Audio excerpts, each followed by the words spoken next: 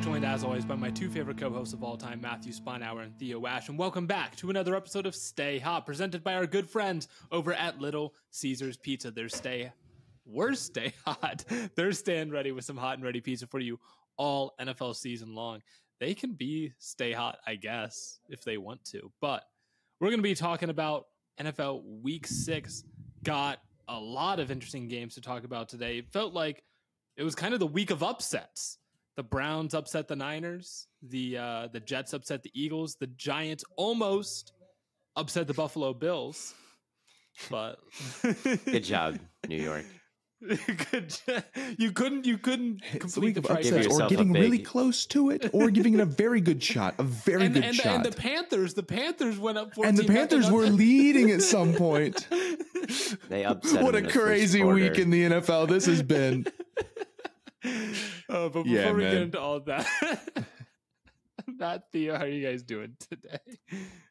I'm doing well. I was in Chicago this weekend with friends, and I didn't get stabbed or murdered or robbed or mugged like the lamestream media said that I would. It was a beautiful time in a beautiful city, although it was quite rainy.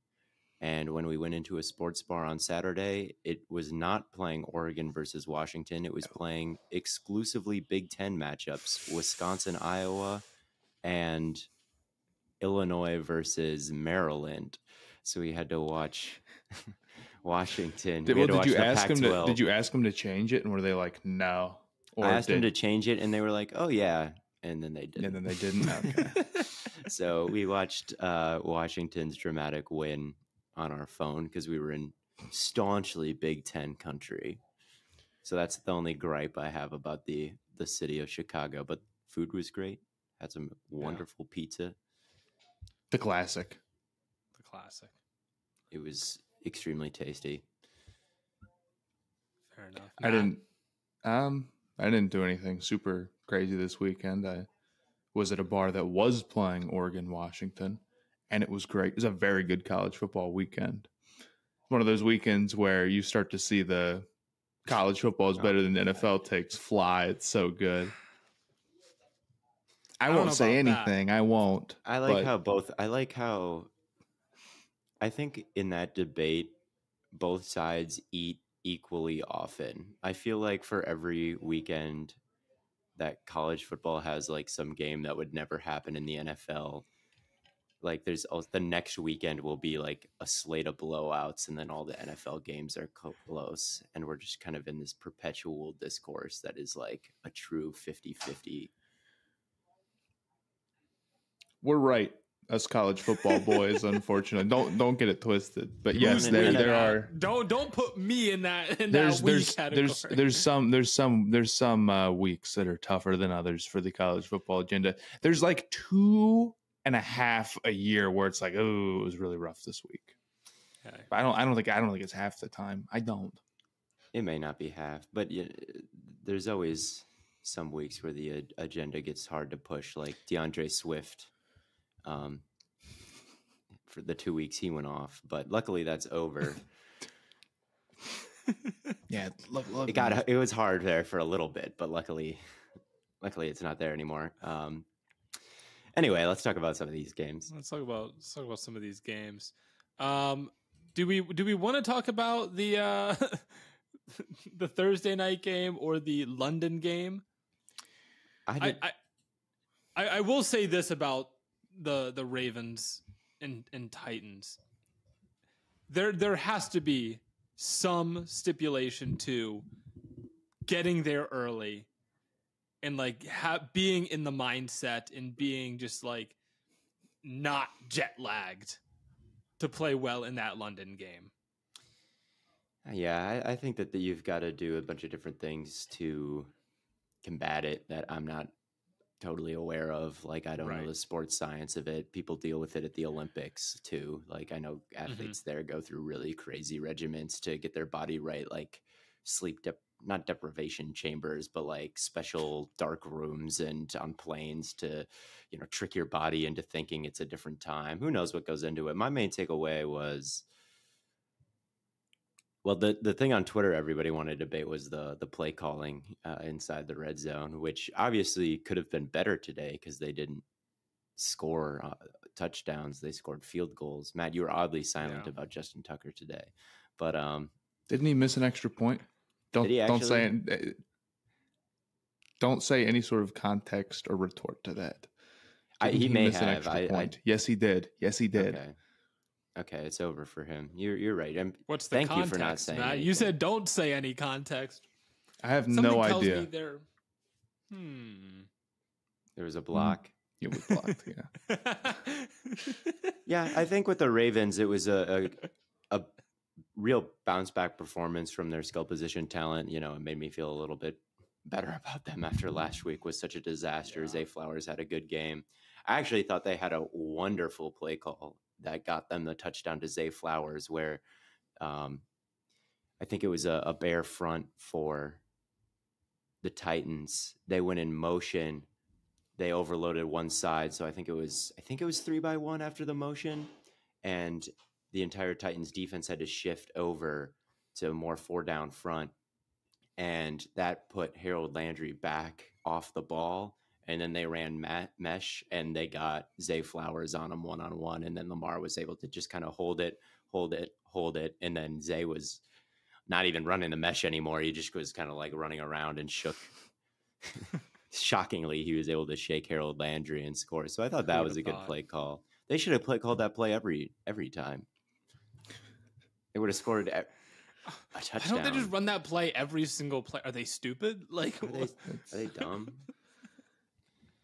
Little Madden mindset for them. They're really relying on Zay Flowers cooking that receiver. He's on pace room. to like break the. He's like Waddle's right there record for the catches. Mm-hmm. It's ridiculous, man. What was he? Why did I don't know. I don't know how viable of a strategy that is with Zay Flowers, though. Like I saw a play today. He caught a short one. He got stacked like pretty quickly, and then someone like dove at his knees to try to bring him down because he was staying up, and he still was just kind of fighting forward. And then Linderbaum came and crushed the whole pile and moved it forward. It's like, dude, Zay is 5'9", and that's like your average NFL play. I'm like, 100 targets right off the bat. Like, I hope he can hold up, because if he can, like everyone else on the receiving corps can't either. So he's like 5'9", 175, soaking wet. Like, let's be.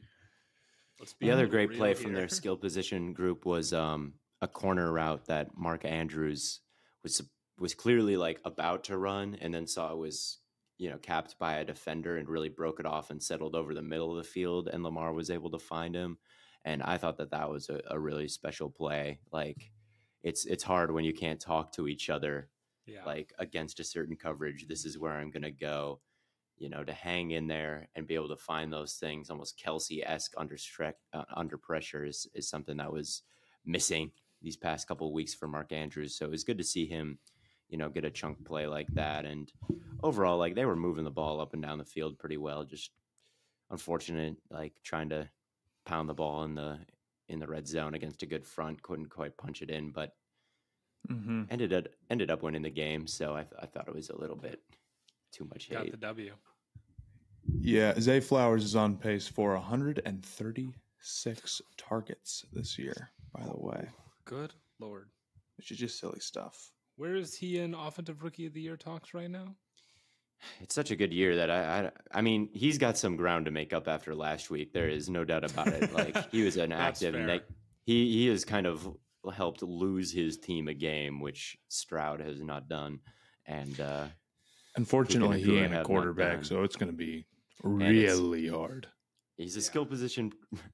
He's a skill position player that has actively lost his team a football game. So yeah, it's not looking good for him in the Rookie of the Year voting. But especially actively lost Lamar Jackson a football game. Yeah, the ultimate crime around here at Stay Hot. If you lose Lamar Jackson or Justin Herbert a football game, you're banished. Right. To the Shadow Realm.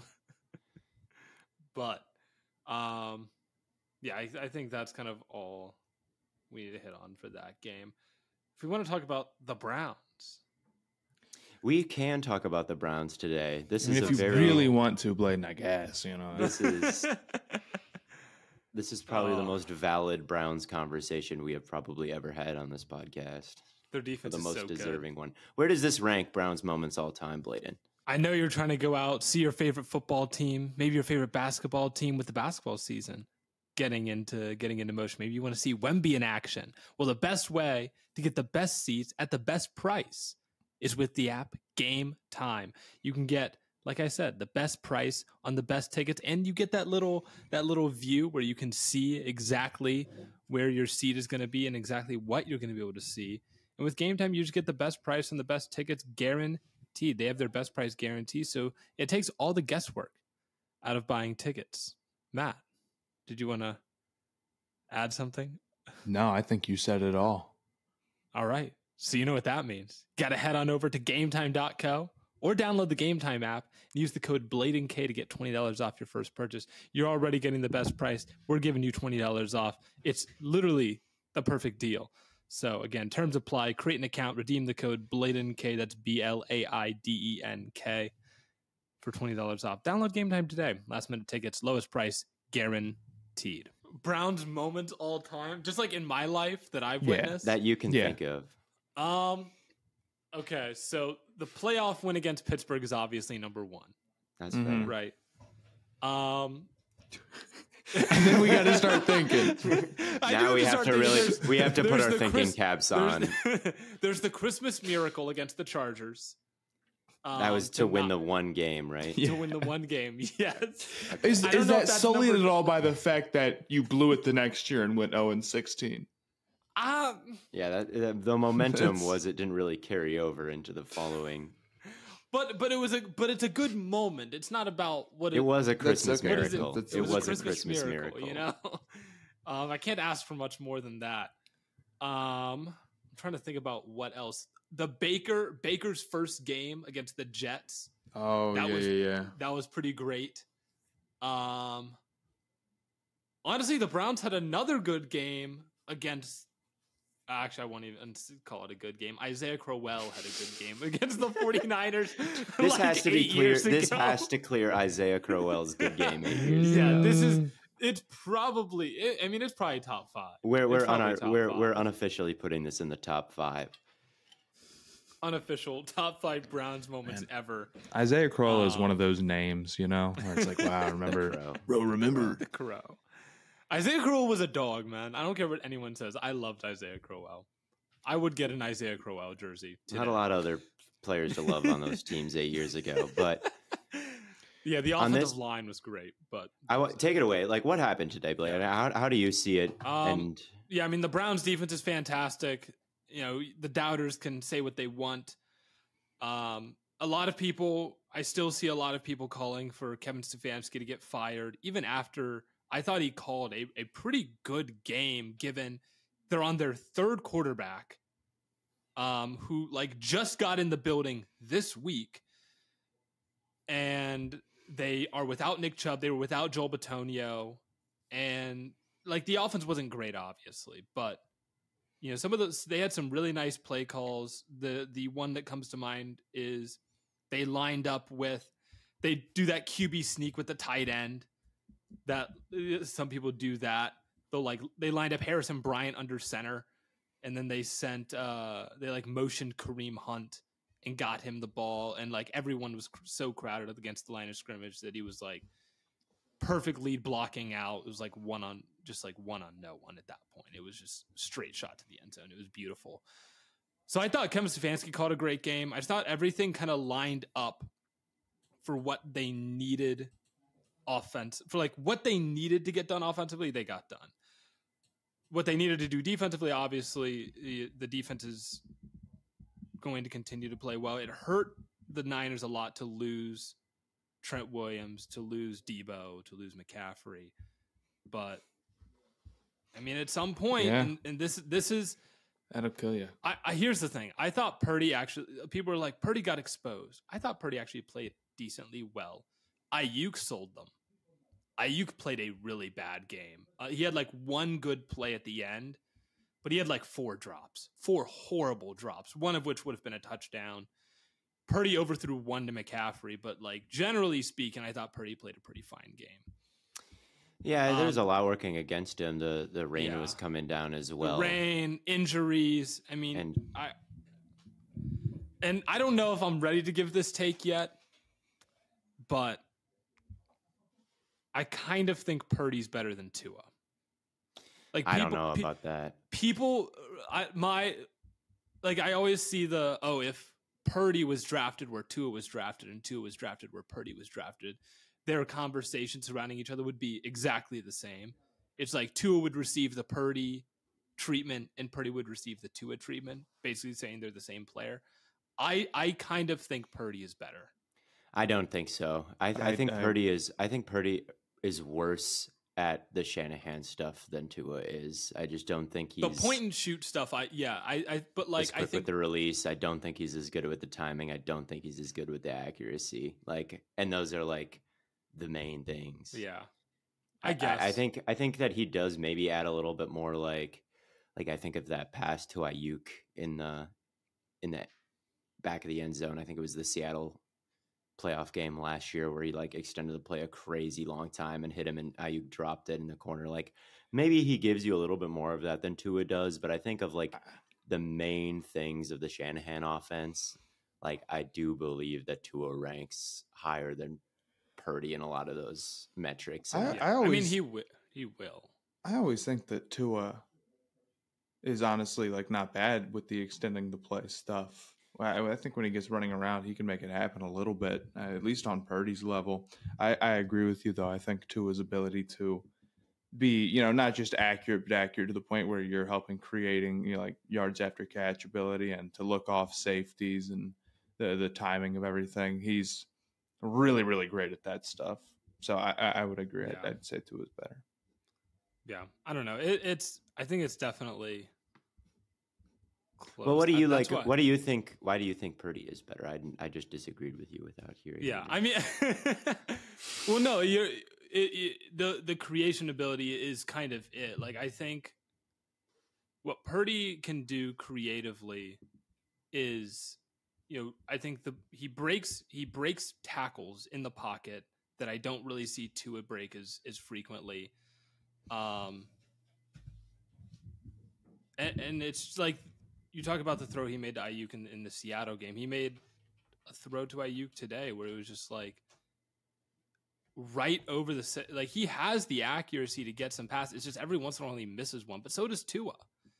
I'm Tua had a couple of really bad passes against the Giants. Oh yeah. I just don't think Tua is flawless enough to where I don't know. I don't have it fully Brock fledged Purdy. out.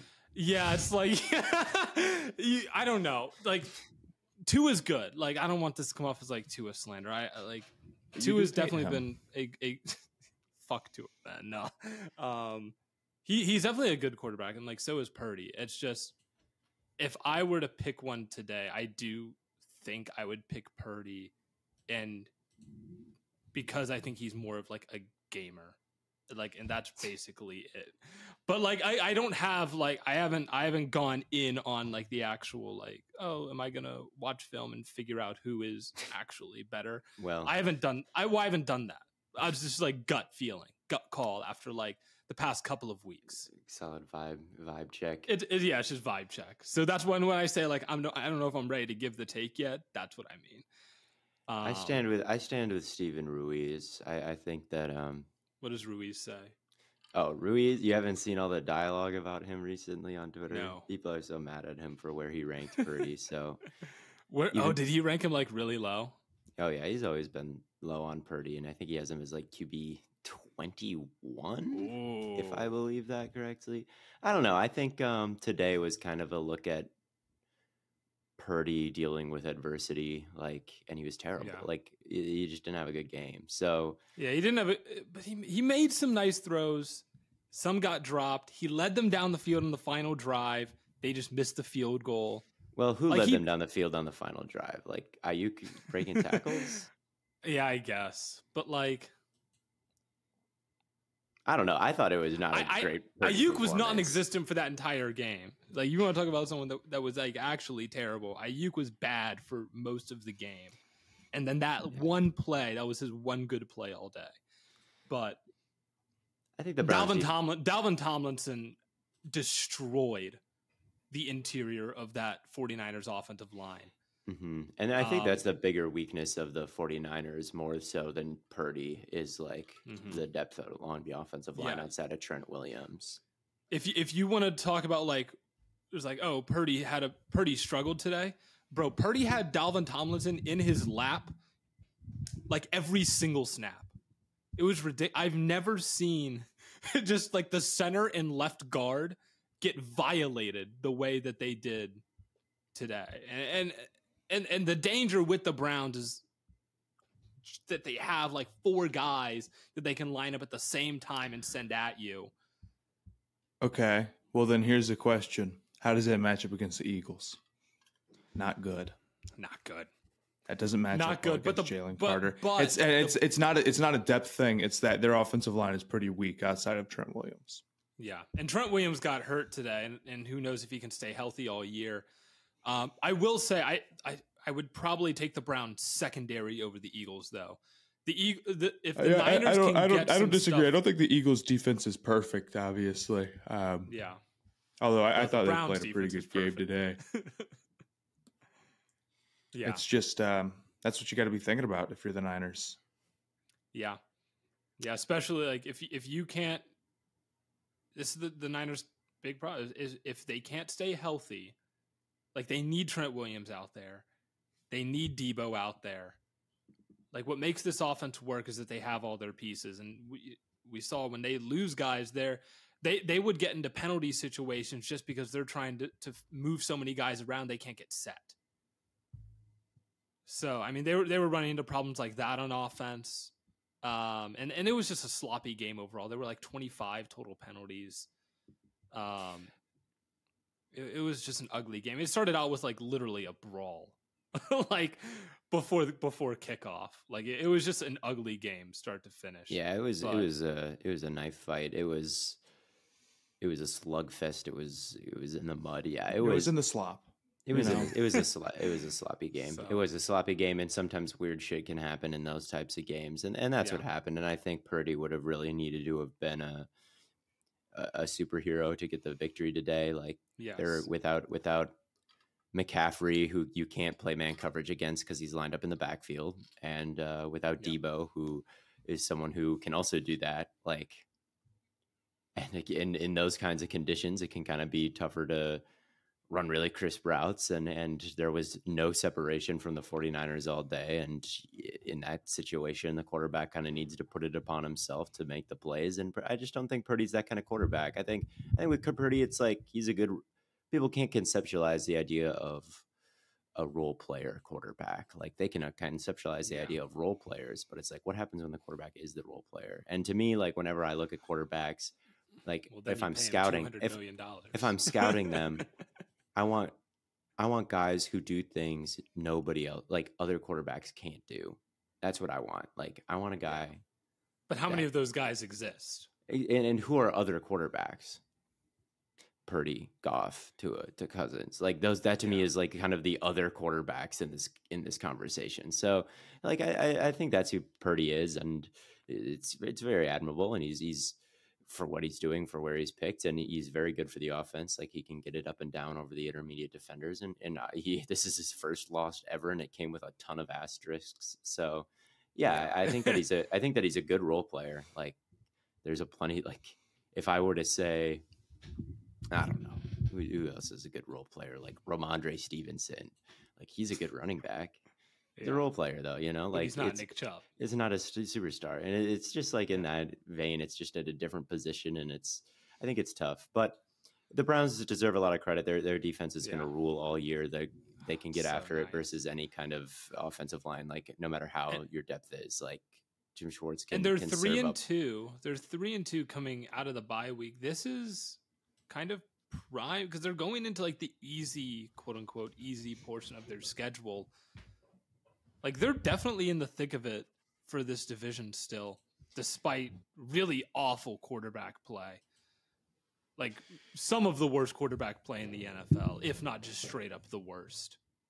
Yeah, PJ Walker had a too high. You can see the too high on the throw chart type of game today. Like everything is just in the flats, in the flats, in the flats, underneath.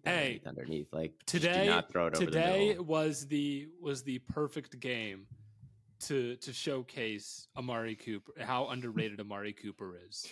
Well, everyone thinks of Amari Cooper. He's like, oh, he's just this good route runner.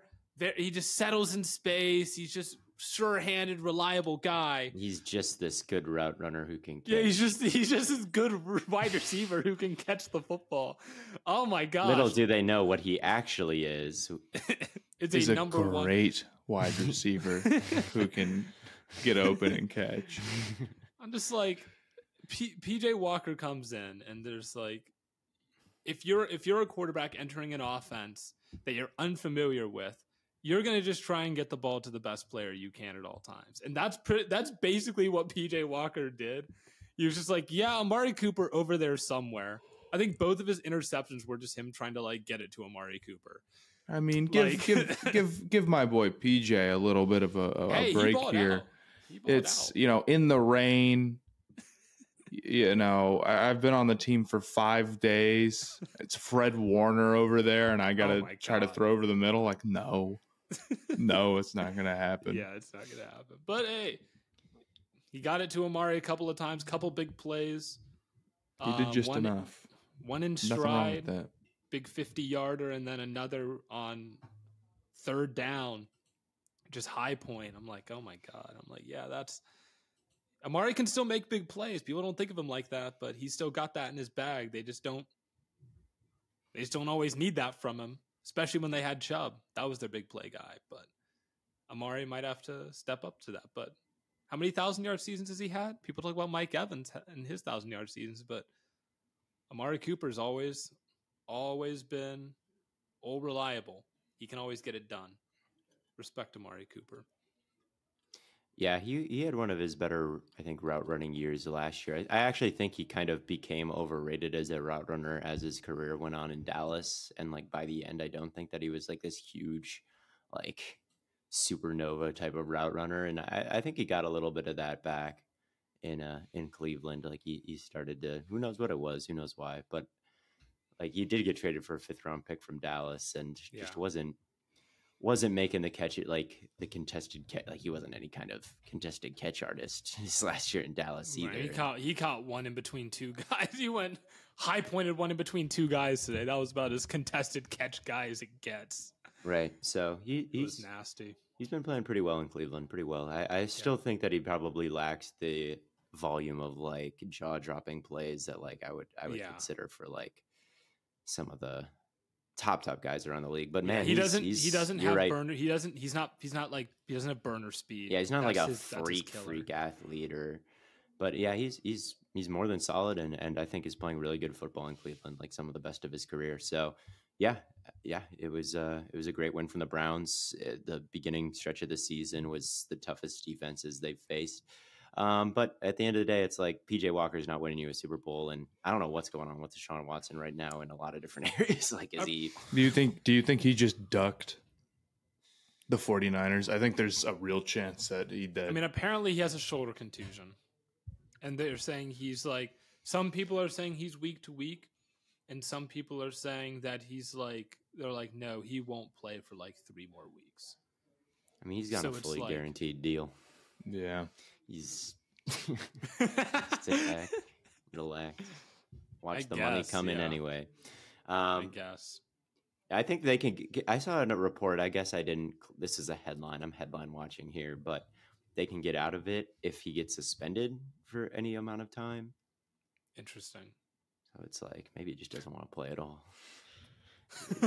Eliminate any. I don't know what a quarterback would have to do to get suspended for a game. So it's like in a game get suspended. I don't know. I have no idea. I have no idea either. But I mean, if he had gotten caught in the scruffle today in the pregame, maybe, who knows? Maybe he takes a shot at Trent Williams. I'm not concerned about San Francisco at the end of the day unless these injuries are serious. This episode of Stay Hot is presented by Underdog Fantasy. Underdog has a code when you sign up. That code is Stay Hot. And if you use code Stay Hot, they will double your first deposit up to $100. Now, once you've used this code and once you've made your deposit, what can you expect to find in the Underdog Fantasy app? Well, you can expect to find anything and everything related to fantasy sports. We got fantasy football. We got fantasy baseball. If you want to put some money on these playoff series that have been happening, we got hockey in full swing, the regular season there. NBA is coming up, PGA. And we got drafts, a 3-person draft, a 6-person draft for individual games. Like we got pick'ems for individual games. We got rivals. And that's you look at 2 running backs and you pick who you think is going to have the better game. So they got a lot of different sports and a lot of different game modes and a lot of different fun things to do. So check out the Underdog Fantasy app. Use code STAYHOT. They will double your first deposit up to $100. That is code STAYHOT. And yes, download you want to download the Underdog Fantasy app so bad. I'm a little bit more concerned about Philly. Like we talked about it a while ago that their offense just wasn't quite as good as it was last year, and they were still beating teams pretty bad, and it didn't seem to matter. And you'd hope they'd find their stride. Today was their worst performance yet. Hurts threw 3 picks. Could have had another at the end of the game. Yeah, It was some ugly stuff. And it didn't make any sense because they were just nonsense throws. The curl that he ended up throwing, what basically ended up being like the game-losing interception. It's like, dude, I don't know what the situation there made it make no sense. And I guess he just thought he could fit it in. But, that ball had no chance. No, I thought he must have thought he had 50% more arm strength than he did there. He was backpedaling. He didn't get his feet under him. He didn't get his feet under him at all, which didn't help. Like it looks like a blitz was coming. They were only rushing 4. He's backpedaling from a clean pocket and throwing into a really, really tight window. And it's like he was just scared out of it. Like he looked scared in that play. Like why was he? Yeah. I only got to catch like the back portion of this game, but from what I caught on just like what Eagles fans were saying on Twitter, apparently the offensive line was terrible all game. So they were really struggling. So I could see a world in which they ran a concept like this earlier. He got pressure, thought he might get pressure again, and bailed earlier than he needed to. That's no good, though. That's still That's still a problem. But like, yeah, and one of the picks was one where Lane Johnson did get beat pretty bad. Jermaine Johnson had a pretty fantastic pass rush actually, where he was able to threaten that outside shoulder and then work his way back around. But even then, like, Hurts, you can't bring the ball back in that situation. Like, just careless with the football. He was kind of a statue in that moment and had his eyes way down the field, big game hunting the whole time. And like, as a quarterback, if someone's right besides you, like you're a human being, like, when people are around, like immediately around you, you can just kind of sense it out of your peripherals, or you can hear them or something. It's like, if someone's right there, you can't bring the ball back. And that's what he did, and popped up in the air and it got picked. And it was just a kind of a rough game from him pocket management wise, which is always kind of the knock. Yeah. No, he's perfect. Yeah. And I mean, there was the final one too, or the final play that ended up being like a really horrible dropped interception down the field. He had Smith on that play, and it was just too late. It was way too late. It was too late. It was a nice play by the safety as well to kind of. It looked like it could have been there, and then the safety dropped out. But it was so far. I don't think it would have been there. I mean, they were standing by the time that play call. That play call just puzzled me. What about it puzzled you? It was 4th and 10. Like, you didn't need to throw one 40, 50 yards down the field. That's not the only route. You need to clear out space. Would you rather everybody settle at the sticks like curls? Then everybody would yell at that too. Yeah, I guess. I don't know. Yeah, I guess we were talking about that, and like before we hopped on, it's like everyone hates every play. It's like, what would have you? What That's would a you choice. have That's run? not the play, right? That's a choice Yeah. by the quarterback to throw the alert guess. on that. There's play. there's never a bad time to throw a huge bomb touchdown as long as you actually hit it. Hit it, right?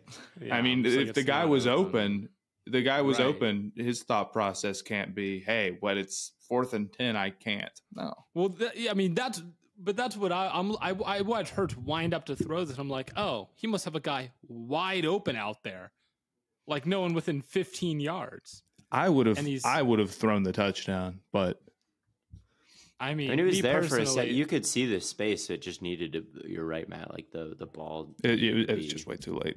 Way too late. Like you can't. Me personally, he squats. You can't 600 throw it pounds. when they have 7 yards of separation. You need to throw it before they have 7 yards of separation. So when it gets there, they are. Yeah. That one, it was kind of easy to see how Hurts got himself messed up, where it's like, okay, he sees a guy wide open, cool, and it's just him with green space in front of him, but he just didn't have the arm. And I'm not sure any player outside of like maybe like Allen or something would have had the arm to get it there. So it ended up being, horrible double coverage. Yeah. Sad. It was a rough pocket management game and against a really good defensive line. Like they made the pocket difficult to manage, and Hurts just wasn't really up to the task today. The running game was pretty bad, although I did see a Ben Baldwin stat. DeAndre Swift, he had 82 yards, expected yards given the next gen stats model, and he got like 18. Very Really? That's got to be an Fair. all-time. That's got to be an all-time stinker as far as expected yards goes. It's so hard to tell, like from the broadcast angle, like what the vision was like. But DeAndre Swift. You and your DeAndre Swift agenda, man. it's not. It's just the truth. It's just nothing but the truth. He's still the same player he was in Detroit, and that's not. I don't saw a think tweet he today would've that pissed me taken off so Gainwell's much. job. I'm sorry. I shouldn't go too much because he has been talented and he has been good these past couple of weeks. What but tweet did you say? I saw a tweet that said last year the Titans gave up AJ Brown for free to the Eagles. This year the Lions gave up DeAndre Swift for free to the Eagles. I'm like, that's just not True. same caliber thing. True. Hold on. All I'm saying, listen, Theo, I'm not saying that you're entirely wrong about Swift, but in the preseason, they were like, Gainwell's our guy. He's going to be our lead back. We trust him. Yeah, they say that every year. They're always talking about 3 weeks Kenneth into the Gainwell year- over there, man. Well, Are wait they a minute, not? wait a Has this minute. not been going on forever, dude? No, they weren't going to start Kenneth Gainwell over Miles Sanders. Well, Miles in Sanders in stinks crunch now, time so. on that final drive, I didn't see Swift out there. I saw Gainwell out there. They And love on the important Gainwell. plays. So I'm not convinced that they don't like Gainwell more than Swift, huh? Hey, maybe. I like When it- Gainwell. when it He's on my really came- fantasy team. He's on my when it fantasy came- team. I love Kenneth Gainwell. When it came down to it, where was Swift? I don't know. That's a stupid shit. Now I'm really getting into it. I'm really getting. You said into you the wouldn't get weeds. into it, Theo. Come on. I just thought the expected yard stat was good. That he was like negative 60 yards below or 50 yards below. But to be fair to Swift, expected yards is dumb, and I actually don't trust that metric, and we've talked about why on this show. Like, but we are also. Was it that McCaffrey run? It's because you can see it, man. You 7 can yards. see it. You I can don't see care. it, You right, can right. see The it, tape- dude. there's- Well, that's the case with everything. Is like Maybe you every expect me film- to get 7 yards. Like, No, it's not a good stat. I honestly don't know how fair this criticism is at all. I just saw it. And I'm talking about it. I'm talking shit. I don't know how fair it my- is, but yeah. It's my podcast, and I'm gonna get to DM choose the DeAndre agenda. Swift, invite him on Stay Hot. We'll go over his film. I'll say. Do you think it was unfair? Do you think you were expected to get 8 or 9 yards here? What we really need is a running backs coach, and we'll really find out. We will I'll be make some- turning I'll on make the some film, though, calls. to see the real answer. We will be turning on the film to see the real answer of how many yards he was expected to get. Theo's version. Theo's version. Bro thinks he's Taylor. Mm-hmm. Anyway, what other games did we want to? We want to talk about Detroit. Yeah, let's talk about Detroit. They've won a bunch straight. They have been very injured, especially on the defense. Yeah, And they've been killing it. Like they're winning huge basically every week these past couple of weeks. yeah. It's like the week after we're like, yeah, they don't get any explosive plays on offense, and then they go and they put up 40 and. They're very serious this year. Yeah. No way about. No, They turned it around. I've seen a couple of people say that Jared Goff should be an MVP consideration. What are your thoughts on that? I don't agree. I just don't agree. I just don't think that Jared Goff is the most valuable player in the league. You can't convince me that he's more valuable than some of the other top quarterbacks across the league. Like, and I don't think if we're going to talk about like, oh, just most fantastic player in the league, like I don't think he's been that either. I think he's been quite good this year, though. Like probably the best year of his career thus far. I would say. Which means his trade value will be sky high. Maybe they'll pay him again. I don't know. I think that we know how that ends. We already know how that ends. Mayfield had a terrible game throwing to his left. That's what I have noticed about this game. How's the chart looking? The chart is looking very looking like most world governments, very right leaning.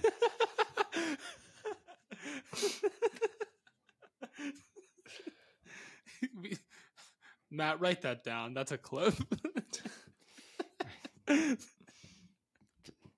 Singer.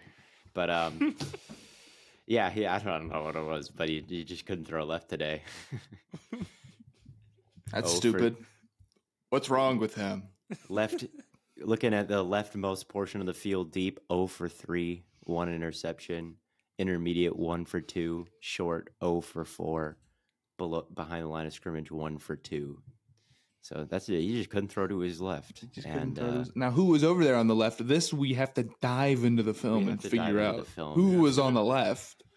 I think the big thing for the Lions, though, is that their defensive line, like before the season, you saw all the young guys, and you're like, maybe everybody on this unit just takes that step and they do come together. And it's like was like the path of the Lions defense being good, and it has. Yeah. Hutchinson's been playing well. McNeil's been playing really well. It's across the board. It's been the defense has been really, really strong over the past couple weeks. I feel like last week we talked about how Tampa Bay has been able to have some success kind of playing the hits for Baker, and Detroit shut him down. And the Anzalone, I think, is playing some really good football right now that he hasn't always been playing in the past. The secondary has been tight, even though they've dealt with a lot of injuries back there. Like, I still worry about the Lions in terms of a Super Bowl contender, just because, again, like I've said it before, and I don't want to keep saying the same thing, but like they just don't seem like Super Bowl level talented to me, like stars all over the place type of team. I get that, but I think they're definitely a top 3 team in the NFC. Yeah, and I don't really see much in their way in terms of like winning a shit ton of games this regular season. Like they can win 12 games, they can go to the playoffs, they can, and I think where it probably ends is if they play like Philly or San Fran. Although the way the 49ers look today, I think I'm not worried about the 49ers one bit. I think they would. I'm just saying, I think Detroit they're could. 2 tiers above Detroit. 2 tiers above. I don't know. Detroit I think they're way above Detroit, dude. Like seriously, like how stack up the Detroit's best players on the 49ers. Detroit's offense is head and shoulders better than Cleveland's. And I know football isn't transitive, but like Detroit's offense is head and shoulders above Dude, we're talking about a rainy game. We talked about all the asterisks that we put on. Like rain, McCaffrey got hurt, and Debo got hurt. But I'm just Like- saying from an off, like the Browns scored 19 points. Like I promise you, the Lions are scoring more than 19 points. Do you? I like. How many points did the Cowboys score? I think and, the like- Lions' offense is better than the Cowboys. A little bit, like maybe, but like I just don't think that they hold a candle to the 40. Like this is just to be a Super Bowl contender. Like you need to be. I'm not saying they're a Super Bowl contender. I don't think they can. I don't. Well, then what are we talking about? I'm just. I think they're they're gonna top win a three lot of team in the, yeah, I think they're a top. I three just team in need the NFC. the only question I have with the Lions, like yes, they have a very good defense. They have a very competent offense. Like they Goff is playing at a very high level. Like everyone on the defense is playing at like a pretty good level right now. It just the only thing is like where would Ayuk rank in terms of offensive players for the Lions? Like it would be number 2 behind Sewell probably, right? And it's like that's their 5th best player. And then on defense, they have 2 superstar all pros and a bunch of other studs and like that are all better than the Lions' best defenders. So that is my only take on the Lions is like they're really good, but I do not buy them as Super Bowl contenders because to do that, like you have to be able to go band for band with the 49ers. And I just don't think that they've got that. I understand. I think they're in a position where they could probably beat anybody any given Sunday in the NFC. There's probably nobody where it's out of reach. But yeah, they're not as star-studded, and they're also a lot younger. They're kind of at a different spot than the 49ers and the Eagles. So we'll see with them. But like if it doesn't happen for them this year, I don't think it's like over or anything. No, it's not over at all. It's just I don't buy them as Super Bowl contenders. They're probably not going to go in and win 4 straight games in the playoffs. But if they win, they could. I think they could get to the NFC Championship game. I think that's as far as they get. I think they could. I think that's their NFC ceiling. Championship game. I think they could get to the NFC Championship game. I definitely do. There's just again, especially if they beat the Ravens next week will be a good test. But man, like their schedule is just so easy. Like I think they could threaten for the number 1 overall seed. Like they're that would really help them, man. I mean, they're 5-1 right now. I mean, how difficult would it be to beat the Raiders, Bears, Packers, Saints, Bears, Broncos, Vikings, and then the losses there, like the potential losses there. Not that they couldn't lose any of those games, but yeah, like when you think about teams that look like they're on their tier, you got the Ravens that they play next week, the Chargers that they play in November 12th, and then the Cowboys they play on December 30th. And like, I'm not sold on the Cowboys even more than I'm not sold on the Lions. Like, I think the Cowboys are very mid. And I think they're, so it's like, I think the Lions, it's a very, very favorable schedule. I don't think there's any denial about that. That's why, I think you see teams all the time, get the 1 seed. We've seen the Titans do it. Granted, I don't think that this Lions team is that Titans team or anything, but it happens. Schedule matters in the NFL. It's not like everything's just even all the time. Yeah. It's a big deal. The Lions have it very favorably, but they still have enough reasonable tests in there, so I think we'll get a good idea how they are. Ravens will be a big matchup next week. Yep. Yeah, that'll be a really good game to watch. But yeah, they can definitely go for the 1 seed.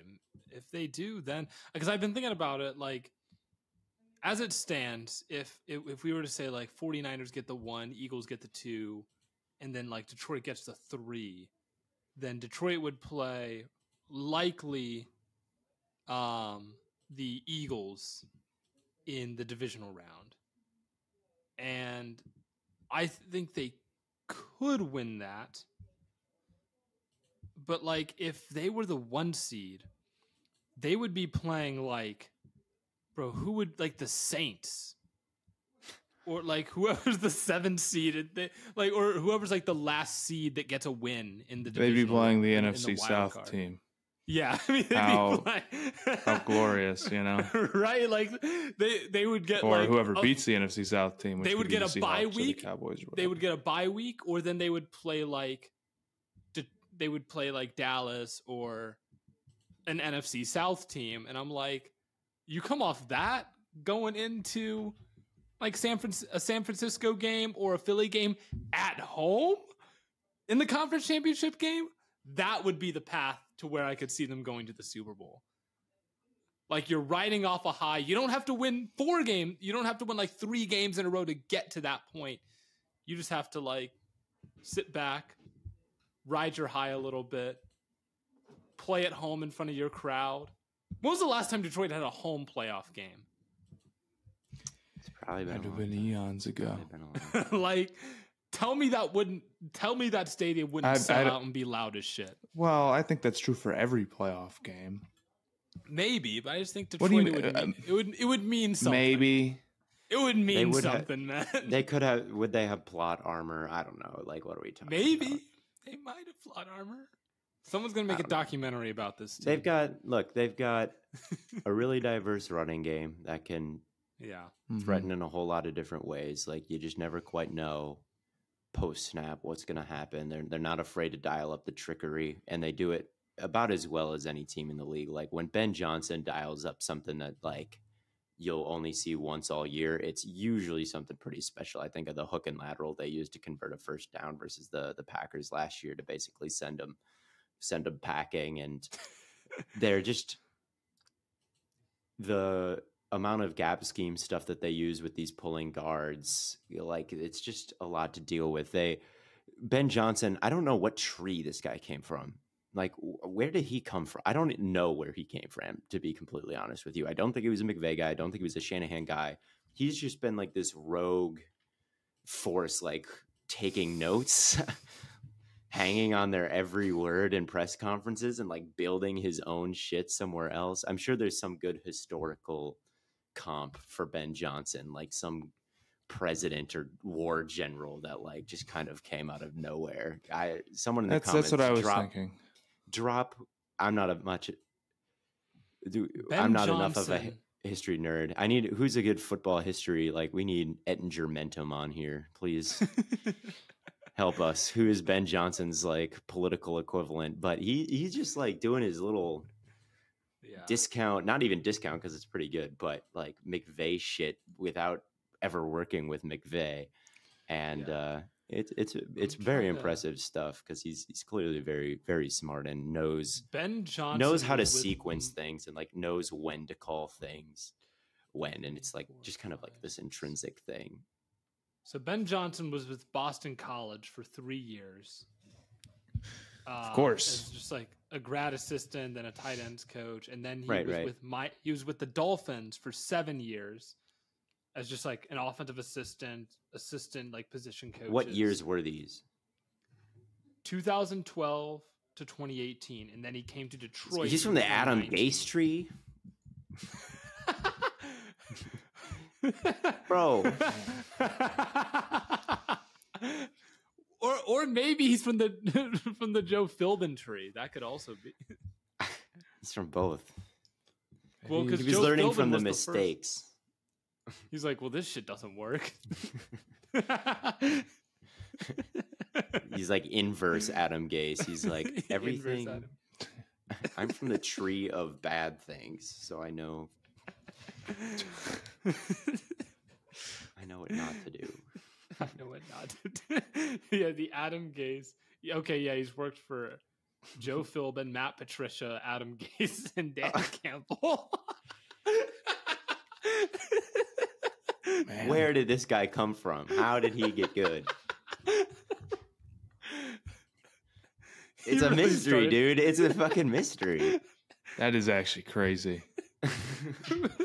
And he literally like runs. He literally like he did make it out of the trenches. He for real made it out of the trenches. I don't know. He's crazy. I love Ben Johnson, but anyway, that's the Bucs. I don't have too much to say about the Bucs. Besides, I want to have some games like this game and where Cansey returned. He had a sack.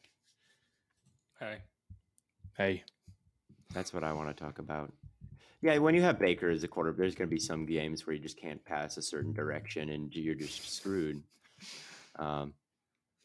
Kancey looked good today. He was disruptive. He looked difficult to like. He looked skinny, like in a good way, like creases between the line. He could just kind of find a way to kind of worm his way through there, which is good. And I didn't notice him getting bulldozed too much at the point of attack. We'll have to check the film. We will have to check the film. Figure out why Baker I didn't catch too much of that one. So I'd have to go back and look myself. If we want to get into the night game, our Little Caesars game of the week brought to you by, of course, our good friends over at Little Caesars. You can get yourself a hot and ready slice or hot and ready pie of pizza. They've got all types of crazy pizza combos now. I didn't realize that they've added like a ton of like new stuff to their menu. But we weren't originally going to watch the Sunday night game, and then Theo was like, "Hey guys, I be traveling. I'm on the road. I forced you guys to watch the game of the week. The road again. Just can't wait to get back on that road again." And then the Giants almost beat them. That's not what I said. Giants almost beat them. Went down to the last play. Do you think they should have called another penalty? Yeah. Oh, another penalty. It looks like a hold to me. Like he grabbed his jersey and stuff. I mean, I don't hate the no call. Like I thought this game for the Bills was a little concerning just because the Giants defense is like so bad.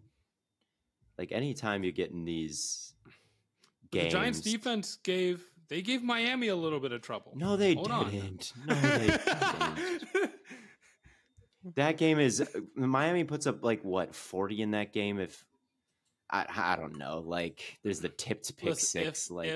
It was a little bit better than we thought, but like I wouldn't say like Miami was struggling. If the Giants offense wasn't like the worst that game, I think it's a little bit of a different story. Is all I'm saying.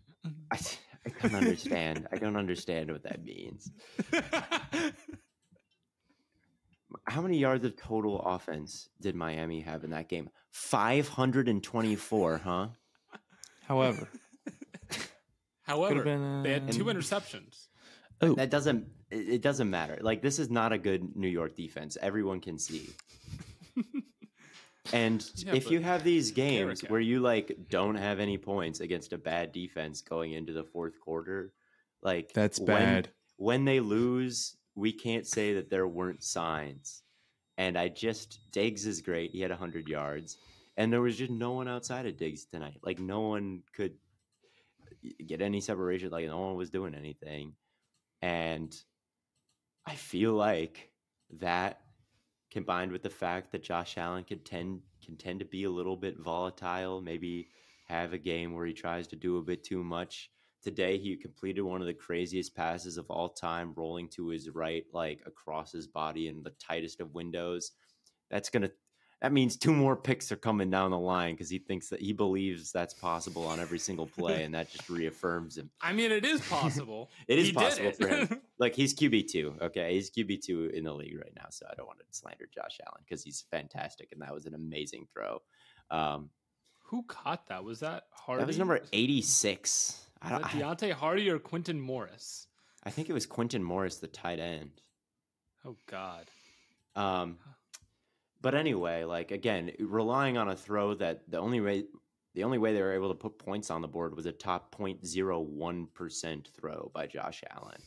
And last week they couldn't really get the ball going on the ground against the Jaguars, and like just 2 kind of mid offensive performances in a row after blowing out the Dolphins has kind of cooled me down after being like basically I thought proven wrong about them. Like now it's like I just don't know if they have the juice again. Yeah. It's I don't know. I think there's who does have the juice in the AFC though, I guess is it's like the Chiefs kind of struggle with the same issue where it's just kind of one guy, and it's like the Chiefs could probably win it all. Like how many teams in the NFL have multiple like serious Diggs level weapons? Not even necessarily Diggs. Like dude, it's the like Bengals do. The Bengals, the Eagles, 49ers. the Niners. Yeah, Miami. it's not many. So maybe I hold them to too high a there's some teams out standard. there, but it's like, But still, like, this was a very bad offensive performance against a very bad defense. very true, very true. It simply won't happen again. They'll learn from their mistakes. It's good they played poorly. Right. You play poorly and you win. That gives you an opportunity to improve with no consequences. I'll say this. Maybe, possibly, looks worse on the scorecard than it was. Look, they're allowed to play like shit. Every team is allowed to play like shit for a couple games and win. I can't imagine there's too many Super Bowl winners out there who don't have a couple just terrible games over the course of the season and lose. Like, it's pretty rare that happens. So I don't want to like pull all the alarms on the Bills and like say that this, but we know that it's a problem. Like, we saw it in the playoffs last year. Like, we know it can crop up. We know that's how they can lose a game, is like people are dropping back, and outside of Diggs, it's just not quite that second, not even star, but like that second positive player, like getting separation down the field. And like, there's a chance that they didn't solve it with Dalton Kincaid. And that's like my takeaway from this game. Well, I will say that the Bills in the second half of this game had 3 drives, 2 of which were touchdowns, and 1 of which was a total, we're going to like knee the ball out and kick a field goal drive. And then in the first half, they had a decent number of drives that got going that either got killed by an interception or a fumble or a missed field goal. Yeah. So it was. I stand by. I don't think it was as bad as maybe it looked on the scorecard. But they definitely have problems. Like, yeah, they don't have a real super high level number 2 next to Diggs. Their play call on the Morris, that was such a sick play. I'm looking at it now. Like, they incorporated. I do think Dorsey has been a pretty good OC this year. Like, I think better than last year. They have relied on cohesive play calls and like hitting things in structure. That wasn't quite the case last year. It was like a Josh Allen, please save us type of offense. Maybe that's where the juice comes from. It's like better structure to the offense for Josh Allen to operate in. Maybe that's just, once the elbow went, he went rogue like me. I don't know what happened last year, but that's like kind of what it felt like last year. This year they're incorporating some of those, fly motions that everybody across the league is incorporating. Like, I do think that over the past, like since that week 1 game versus the Jets, like Allen has been pretty normal, like hitting the top of his drop, getting the ball out. Things have been there. They've done nice things like incorporating the jumbo package and throwing from that type of look. Like, they've had some success with some creative things like that. Little fly motion from 88, widen out the corner, then run a little stick nod up the seam, and Allen hits a crazy play under pressure. That's like peak Bills right there. Like, that's as good as it gets in terms of offense. So yeah, I guess we all know it's a problem, or it could be a problem for the Bills, but everyone's allowed. You are right that they did have a very successful second half. It wasn't a big sample of drives. It could be a problem for the Bills, but if we're talking about, like, again, we named 4 teams that like have several elite threats, and the Bills destroyed one of them. So it's like, my stance on them is still, I think the injuries are going to end up catching up to them. I think this team was really gunning for it this year, and they've probably maybe lost a guy or 2 more than they can survive in a playoff run, at least. It sucks. The Milano injury is going to be a killer. That's so killer. He's so good. All right, so the real question: would you have thrown it? No, I would have run it. Obviously, you run it there. I mean, I don't know. I isn't their line terrible?